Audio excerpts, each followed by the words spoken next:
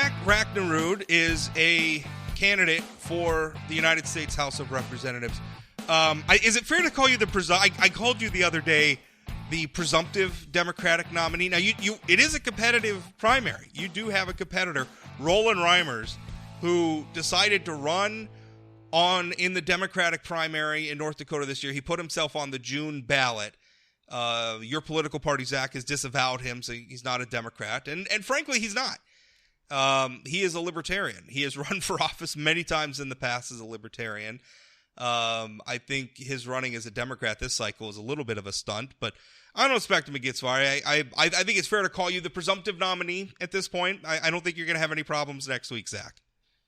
Yeah, I sure hope so. I'm gonna hedge my bets and not say presumptive, but I am the endorsed nominee, and I feel that there we go. I represent the values of the Dem-NPL a whole lot better than Mr. Reimers. But yeah, we have to keep the foot on the gas because, like it or not, he's running in a lot of elections, and so he has some name ID there. So I have to make sure I'm out there helping get out the vote and try to win this thing by a big margin and not take any chances. If there's one thing that I've learned in years of writing about politics is you don't take anything for granted. So good on you. By the way, how do you feel about that? I do not like the sort of open primary process where, obviously, I mean, this year the Republican Party didn't hold a convention. That was due to the coronavirus. But usually both parties hold their conventions. Both parties endorse candidates at those conventions. But really anybody can put themselves on the ballot for the Republican nomination for the June election, which is the one that actually matters. If you gather some, I could put myself on the ballot for the Democratic nomination for an office just by collecting some signatures. Do you think that's right? It's tough to say. I do like the freedom aspect of it, but at the same time, political organizations and parties are private in that sense, and so they should probably have a little more agency over their nominee in that sense. So in this case, I mean, it is what it is, but we'll just work to do what we can to defeat him. Yeah, you got to play the game with the laws, but that's always bothered me. I feel like it should be up to Democrats and up to Republicans. Also, like, if I wanted to, I could vote in the Democratic primary. Now, given my political proclivities, I don't have any business voting for Democratic nominees, but I could have, and I don't think that's right either. Again. Well, I do think that, people's perceptions and ideologies can change. And so I'm not a fan of being locked into registrations and having to, that's true. You could change in 48-hour window of what, I've really reconsidered my views and I think I actually want to change to the Republican side or I want to change to the Dem side. And just restricting it to one column that you have to vote in, I think is adequate because I wouldn't want to think of somebody who reconsiders their views and then there's a whole registration process that's a mess. I think that's a fair point. And I don't really want voter registration. I feel like we're kind of heading there, but we're the only state in the union without it. But anyway, it needs to go nationwide. I think North Dakota has it right on a whole lot of electoral things, and I think that registration is bogus, and that we need to spread it to the whole nation. Well, I agree. I mean, I do think we have a good voting process generally. I always tell the story about I was voting one time. We used to have that law where people could just vouch for you at the polls. And I was in there, and I think one of the first times I voted, my gym teacher just vouched for me. Like, oh, that's Rob. Yeah, he can vote. Which is like the most North Dakota thing in the whole world, right? It's just right. Like, oh yeah, that's Bob. He lives over on 5th Street. He's good. Oh God, I love this state so much. It's hard to describe sometimes. So how's the campaign going, man? It's good. Just trying to get out there. I mean, in the age of coronavirus and everything, it's been a unique campaign. I never would have envisioned it unfolding the way it has. But we're adapting. We're getting out and engaging with folks. All the best that we still can. And thankfully, we live in 2020. Had this been 1918 during the last pandemic, I mean that's a whole different ball game. But we have technology at our fingertips today that really enables us to still get a message out there effectively, and we've been doing that. So it's been good for sure. Yeah. What's that old Bill Clinton line? The great thing technology has given everybody a voice, and I always think of that Bill Clinton line. He was joking, but he said, The best thing about the First Amendment is that everybody gets their say, and the worst thing about the First Amendment is that everybody gets their say. I think sometimes we see that on Facebook where, as much of a free speech absolutist as I am, I run onto people like, maybe we don't need so much of your speech. Not because of ideologies or anything, just some people are jerks. So right. What are you hearing as you're going around and you're campaigning? What are you hearing from people? What do they care about? What's on their minds?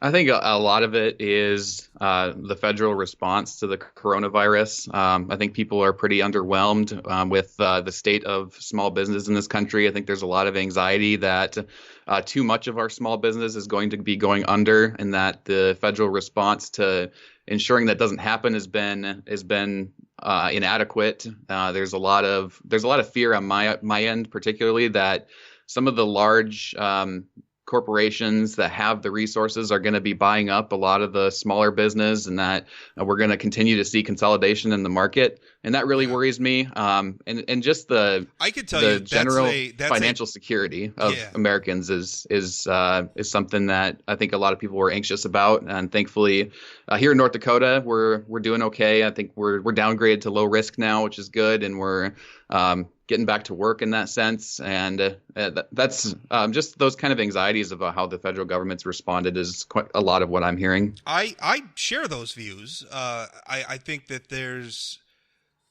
corporate behemoths who sort of have the resources to withstand this sort of downfall are no doubt watching their smaller, regional, perhaps even mom and pop competitors, watching them die, and they're thinking, great, less competition. Or the more acquisitive ones are thinking, hey, there's an opportunity there for me to purchase. In fact, I hear that argument a lot from the oil industry. I mean, it may surprise you. I think sometimes the public looks at quote-unquote big oil as this sort of monolithic corporate entity, but actually in North Dakota's oil fields, there's a lot of small businesses, a lot of relatively small oil field service companies or even oil companies producing oil that, giants like Exxon and some of the others are thinking, great, drive them out of the market. We can acquire them or at least not compete with them anymore.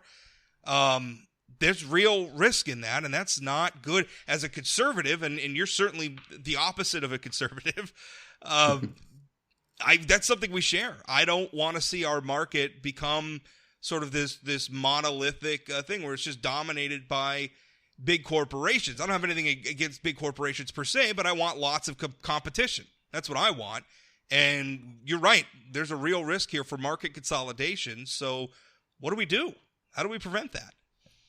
I think a lot of it is hindsight, unfortunately, at this point. But I really believe that the federal government should have stepped in and subsidized the payrolls of our businesses during the duration of the pandemic, which would have payroll is really the largest expense that a business faces, especially small business and those who care about their employees so deeply. If the government would have stepped in and helped with the payroll costs and took them over for the duration of the pandemic, I think we would have seen a lot more resilience and an ability to continue to function. And it all also boils down to getting relief funds out in a faster way. And we saw the whole mess where large businesses were getting in there and drying up the small loan, the Paycheck Protection Program fund, those sorts of things. I know it is just hindsight, but they really should have acted in a better way to ensure that didn't happen. And it was really unfortunate to witness. It's funny because I made that exact argument early on, saying we need to, everybody was so focused on unemployment benefits and everything. And I was saying, let's try to keep people in their jobs. Let's give the businesses money so that they could turn around and just keep these people at least on the payroll, because that does so many things for you. It keeps their existing health insurance in place. It keeps their paychecks coming in. And so if we could make it so that these businesses could afford to pay their people, even if their people were at home and maybe not working or maybe not working as much as they used to, then you remove their need to fall back on some of the safety net programs like unemployment, like welfare, or what have you. And a lot of it too is that the anxiety that we saw about demonstrations to reopen. And I know there was some that just genuinely wanted the country to reopen, but I think a lot of it boiled down to the fact that people were struggling economically, and they had good intentions in their desire to get things back running because they were worried and scared for their fellow Americans that were not taken care of economically. And so if we had actually had an adequate response economically, we could have all, in solidarity and unity, rode this thing out and said, okay, government is helping taking care of the payroll during this pandemic, and it would have eased those anxieties. And I think we wouldn't have seen so much tension and division around that issue if all Americans were taken care of during that time. Yeah, although there is a point too where Americans want to work. Right, and that's absolutely important. People wanted to get back to normal, and I think there was a feeling that we had gone overboard with some of these. And I've very much struck the middle ground. I think North Dakota's handled it great. I think our numbers in the state bear it out.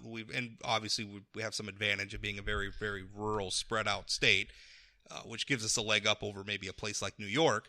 But generally, I think we've handled it well, and we've sort of. I agree, and I think you make a good point about the diversity of the two states, and the fact that North Dakota should be able to operate independently and figure out what's right for them, and I think we did a very good job of that for sure. Yeah, and honestly, that's one small area where I praise the Trump administration. I think sometimes there's this tendency, a president gets pressure to step in to a disaster and sort of have this federal takeover of every issue because we get the national news media.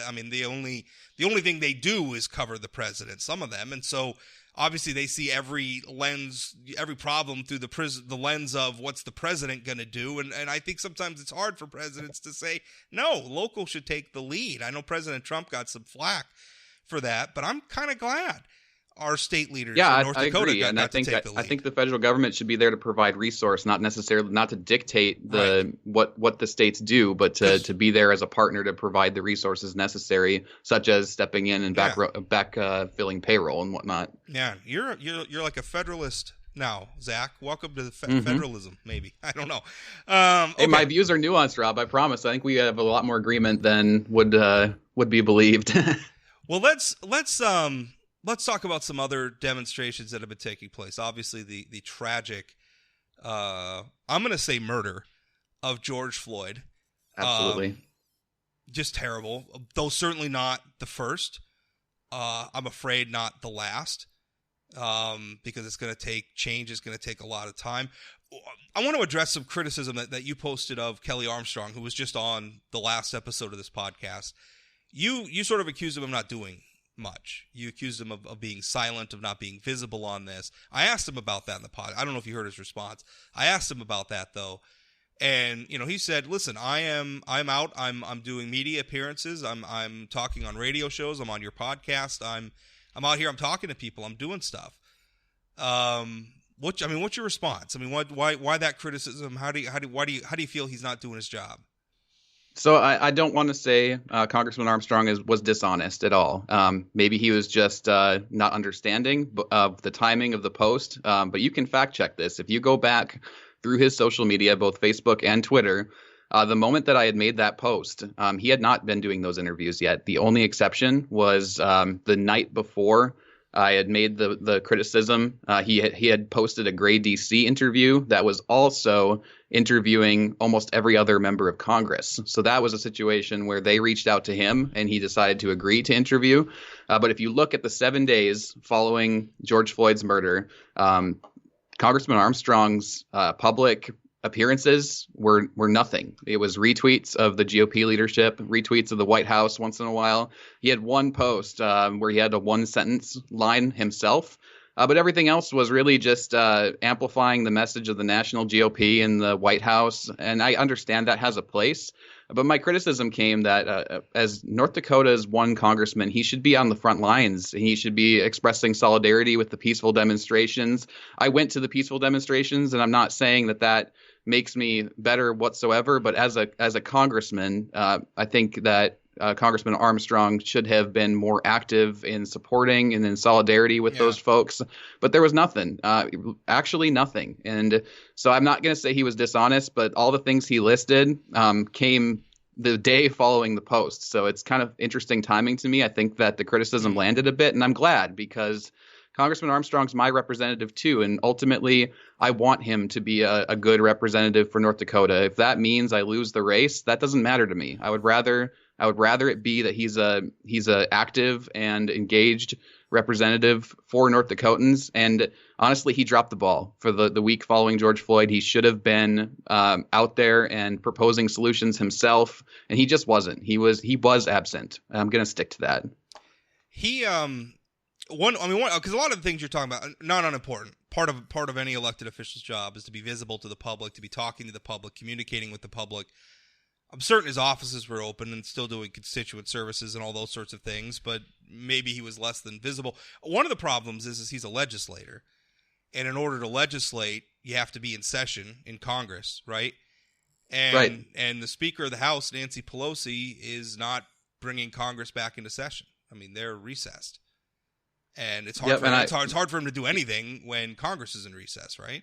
And it isn't so much about action, Rob. It's more so about expressing solidarity, proposing solutions. It's not about I'm going to introduce this bill at this exact time. It's talking about what are you going to do when Congress comes back in session? What are you going to do? What do you think we need to do to address these injustices? Congressman Armstrong has a background in these issues, and he is somebody that has more expertise on that particular field than I do, and he could be talking about what kind of reforms we think that we need to make. But again, for that 8 days following George Floyd's murder, there was no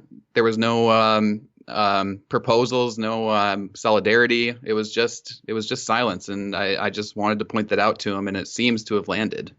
Some of the things he said, we talked a lot about the qualified immunity thing, which I know is getting a lot of attention right now, where the courts have sort of created this standard whereby if you try to sue a police officer for violating your civil rights in some way, there's this sort of absurd standard where you have to find an exactly similar precedent to give you standing in order to sue. Otherwise, your case just gets dismissed. And then it kind of becomes this chicken and the egg thing where you got to find an exactly similar incident, but also the courts are dismissing all the cases. It's just absurd, and I don't understand it. I guess the lawyers understand it, but Congressman Armstrong says that's got to go away. He called it judge-made law, and he says it's time for the legislature to step in. He says he hasn't read Congressman Amash. He used to be a Republican independent now. Congressman Amash's legislation. He says he's going to look at it and consider it. He hasn't had a chance to read it yet. But one of the things he said, good cops know who bad cops are. And he talked about creating incentives for law enforcement agencies to hold themselves accountable and to maybe break down some of the what do you call it, the blue wall, the blue line of silence, to empower those people who are seeing internally, who are seeing problems, to say, listen, that guy's a problem. And we also talked a bit about police unions too, where, saying, part of the problem, in particular, I think this is glaring given what's happening in Minnesota right now, is part of the problem is police unions have become very, very effective, even in places that have been governed by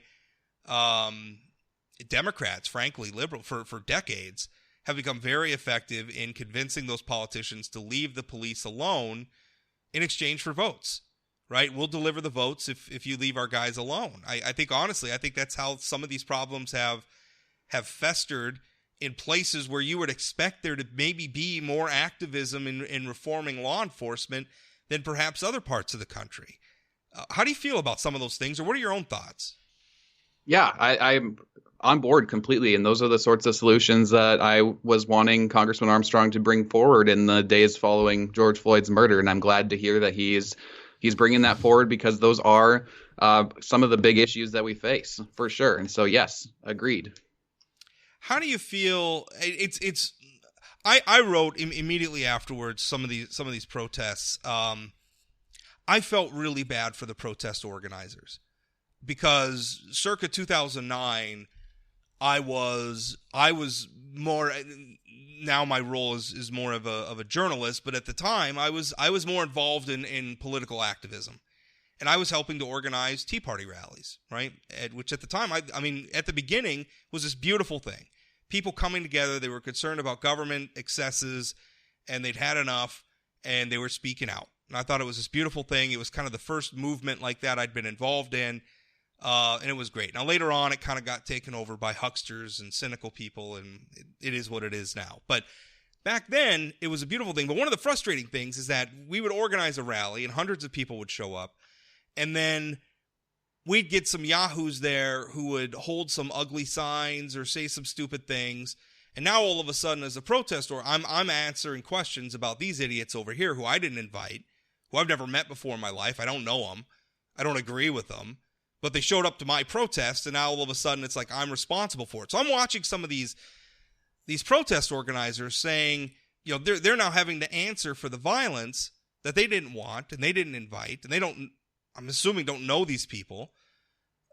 I felt so bad for them because I was in that situation, not quite as high profile or not quite as egregious, but I was in that situation, and it is frustrating to have your message get overshadowed by people coming in and doing that sort of thing. I felt so bad. And that happened in Fargo. Yeah, I think that's exactly what happened. I think you're right. I think the protest earlier in the day was fine. It was peaceful. It was appropriate. The protest that evening was unacceptable.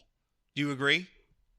Well, the protest downtown actually was peaceful, and there was at the end of the day, it turns out there was 8 individuals that were agitators, and they took it too far. They vandalized property, which is totally unacceptable. I think you're and then you look at 8 out of 4,000. That's such a small number. I think it's bigger than 8. It's certainly not all. It may not. It's bigger than 8. There's been more than 8 arrests, frankly, so far, but. I think I mean, you can't. I mean, when it's happening in place after place, and this is the thing, because I think when I told you that story, I want to tell you I have sympathy for the protests. Like I'm not trying to be dismissive of this entire movement. I think they have an important message, and I want to hear them. But it is hard when in location after location, whether it's Fargo, Nashville, Minneapolis, New York, Los Angeles, Portland, where there's violence and fires. How do we bridge that gap where we could say, listen, we're not going to pay attention to these trolls that are here to steal and loot and be angry and hurt people. We're going to listen to the people who are here to have an honest debate. How do we do that as a society? Continue to call out the wrong from the wrong, for sure. And a lot of it comes down to the leaders of those who are organizing. And that's exactly what the leaders of the Fargo demonstration did. They disavowed what occurred, and they made it clear that the peaceful demonstration had ended, and that everything that had happened after that was not part of their intention. It wasn't part of their goal. And that's a big part of it. And unfortunately, human beings are what they are, and there's going to be bad actors like that. And so it's about controlling the narrative and ensuring that people understand that the intent and the goals of what went down was the peaceful protest. And the community of Fargo really did a nice job in the sense that immediately following what happened downtown, was the organizers that were involved. They all expressed a desire to go down the next morning and clean up the city, and that's what I did too. Is I joined them, and I saw the hundreds of people. They had too many people show up to clean up downtown in just a matter of a couple hours. Everything aside from the property destruction, like the windows and stuff, was cleaned up. We scrubbed all the graffiti out, and downtown looked just about as brand new as it did the previous day. And that's a big part of it, is really recouping those wrongs in the short term and showing that this wasn't the goal of the peaceful demonstration. Well, and I think the people, to the extent that they actually believe in the protest they're participating in, maybe some of them do, maybe some of them are just anarchists bent on mayhem. I suspect there's a lot of different motivations that go into that. The ones that support, I think they need to realize you're hurting your own movement. You're hurting your own movement. Because you may have a conservative-minded business owner in downtown Fargo who's thinking, okay, yeah, I'm on board. Let's talk about police reform. I'm with you. And then all of a sudden, he gets a chair through his front window, and insurance may or may not cover that. But regardless, I mean, his business is hurt. And they're thinking, well, why should I support these people? Doesn't make it right. That's a tough thing. All right, so specific policies. Let's say come November you're elected, Congressman Raknerud. What policies do you enact, or do you push for, or do you introduce to address this? I think one of the biggest ones that really drives a lot of our systemic inequality is the war on drugs, and it's such a way that things are escalated among communities of color and Black Americans. Is this war on drugs that has been just really horrible experiment. Sure. I believe strongly that we need to federally deschedule marijuana, and that we need to stop this culture where small amounts of drugs are treated as a crime. I think those who are struggling with addiction need to be referred to rehabilitation and mental health services rather than immediately through the criminal justice system. They've called the war on drugs the new Jim Crow for a reason. It has disproportionately affected communities of color, and it's something that we need to. There's a lot of bipartisan agreement on this issue between especially progressives and libertarians, and across the nation, the polling shows that folks are fed up with it. We're spending too much money enforcement and incarceration in this sense, and that we need to instead excise tax those sorts of things and invest into rehabilitation and services of that way that will have rippling effects through the country of not only not having to spend as much on enforcement and incarceration, but also helping people get through their time if they're somebody who's struggling with addiction, and hopefully allow them to become productive members of society again, because addiction is an incredible demon to battle, and we don't have the support systems in place right now that enable people to fight back from it and to overcome. Yeah, it's a tough issue. I mean, because I'm with you on pretty much all of that. You know, one of the tough things, and somebody was explaining to me, like, you know, we don't necessarily. I mean, okay, somebody goes in and it's possession, but that possession charge a lot of times is, well, the reason why the cops searched their pockets is because they committed another crime, and then they found some pot on them. I'm not saying that, like, the traffic stop and there's a joint in the ashtray, that doesn't happen. It does. But a lot of times, if some people who are seriously addicted are committing real crimes, and it's hard to say, well, you know, they get a pass on those crimes because they were battling with addiction. Addiction may have been driving. My point is, it's complicated. I do think we've made not a cure-all. It's not a cure-all, absolutely. I think we are making a lot of progress here in North Dakota. It's not as quick as I'd like it to be. We have looked at some sentencing things. We have a process for removing some minor drug charges from records. We've set that up now. People are engaged on that.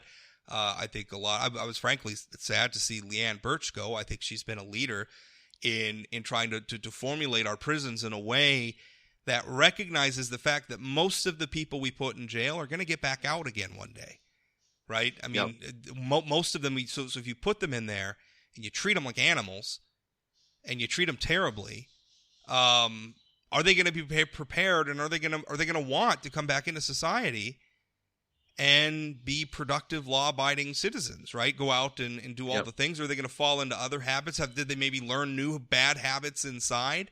That happens a lot too. But I do think we've made a lot of progress. And North Dakota is kind of a place that has been at the forefront of some of this stuff. I mean, for instance, our state, we have one of the most lenient laws when it comes to felons voting. I mean, basically, once you're done with your sentence, you can vote again in North Dakota. A lot of places not. And that's like how it should be everywhere.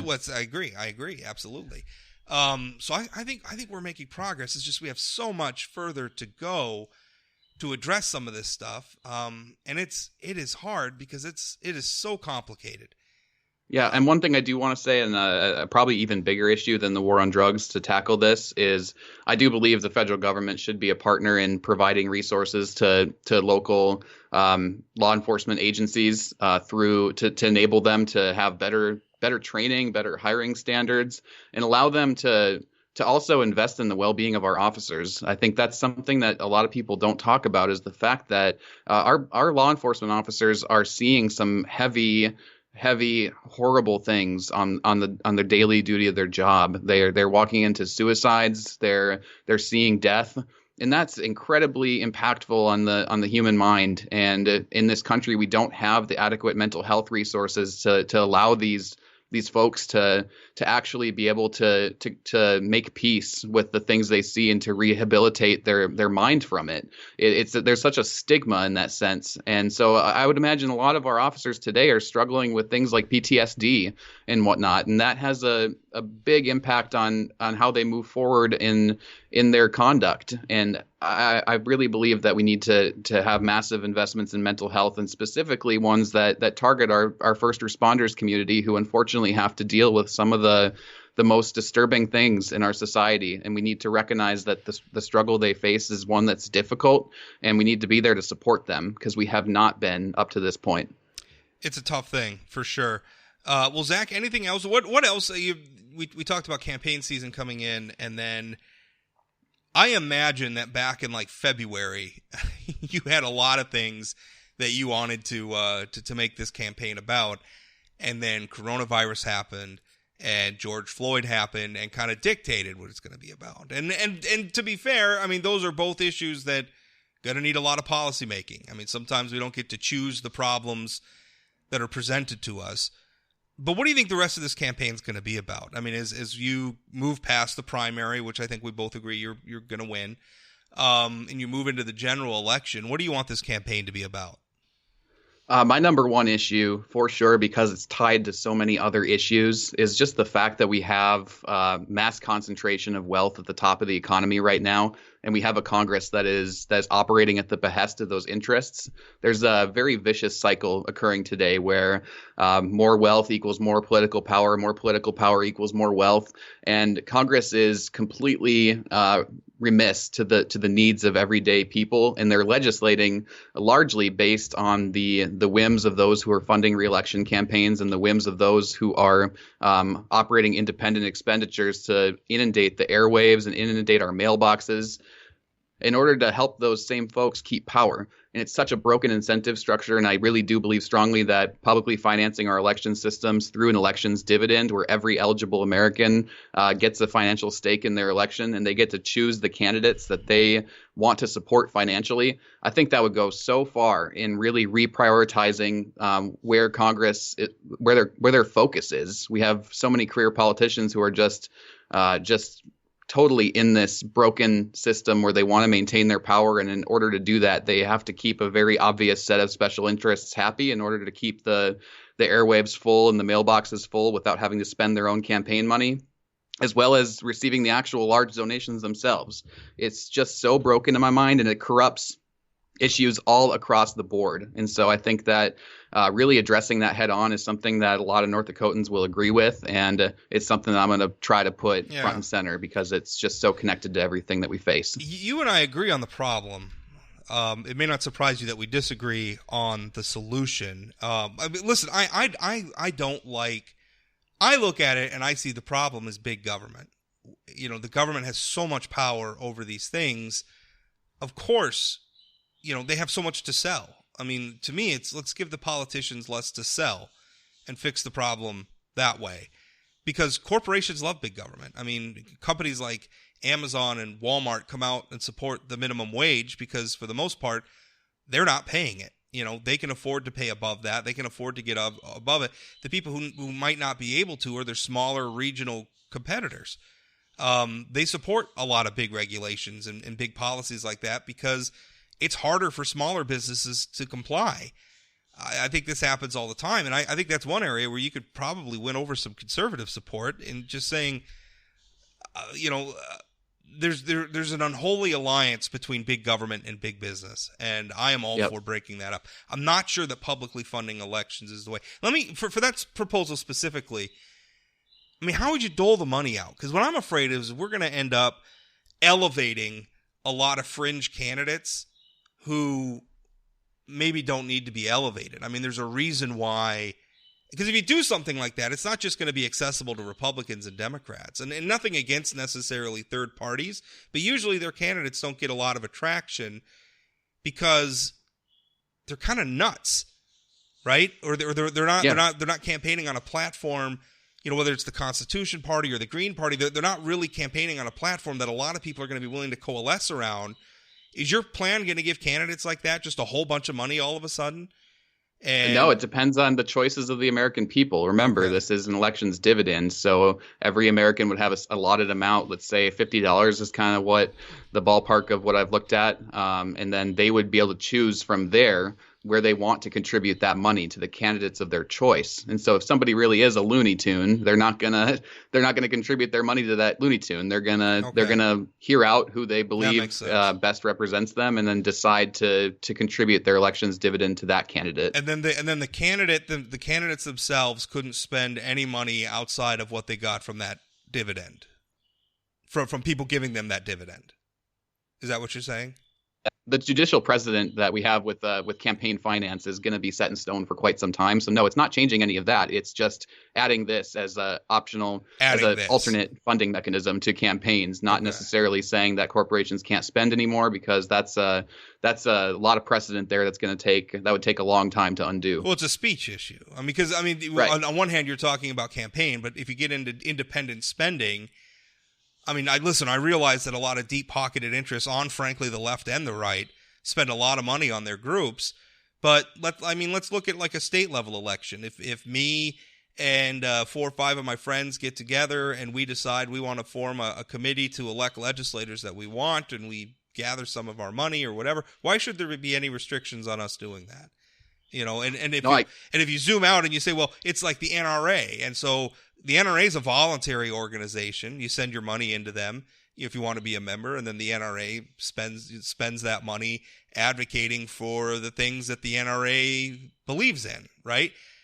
Right. What's wrong? I think a lot of it is a transparency issue for sure too, is that we have so much of the dark money going around, and I really do believe we need to fix that. When you have such a system where somebody a very wealthy individual or corporation can contribute just millions and millions of dollars without transparency whatsoever, then you have a broken system like we have today. It's all about a balance of power in my mind. There's a spectrum between tyranny of the majority and oligarchy, and right now we are smack dab in the oligarchy camp. And that's so my goal in wanting to publicly finance elections through an elections dividend is to pull that spectrum back and to say that the large independent expenditures shouldn't have the entire say, because today it's 99%, if not 100, that their focus is on those people, not the needs of everyday Americans. I agree with you on the tyranny of the majority stuff. I'm not sure we're living in it. I don't know that it's an either or. I think we have some aspects where certainly in politics, if you have a lot of money, you get to have a lot of say in politics, and there's a lot of things that suck about that.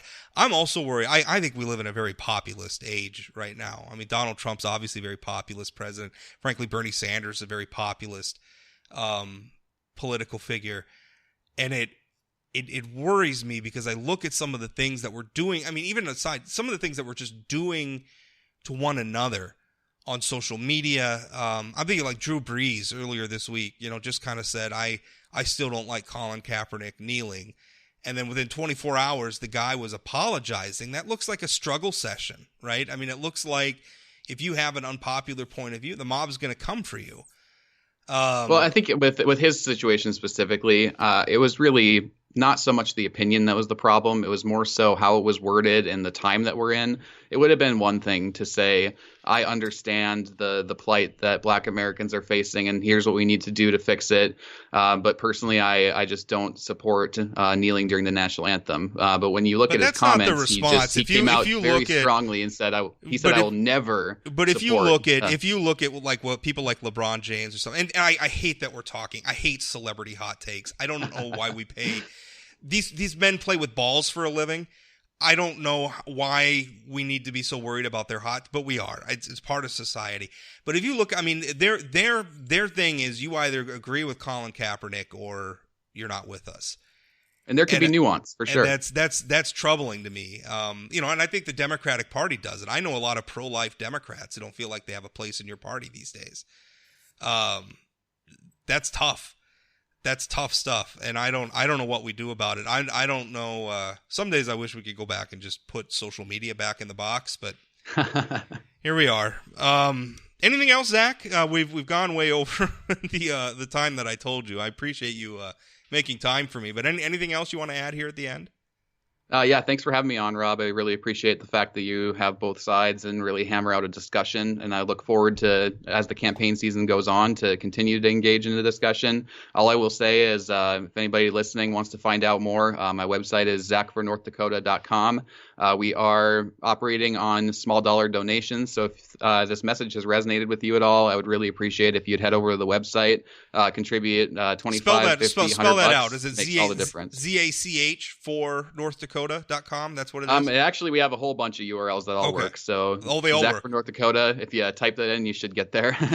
Yeah. Very smart of you. I had to go out and register. I got several. When my blog started getting popular, I realized, I don't own robport.com. I probably should. So I went out and bought it.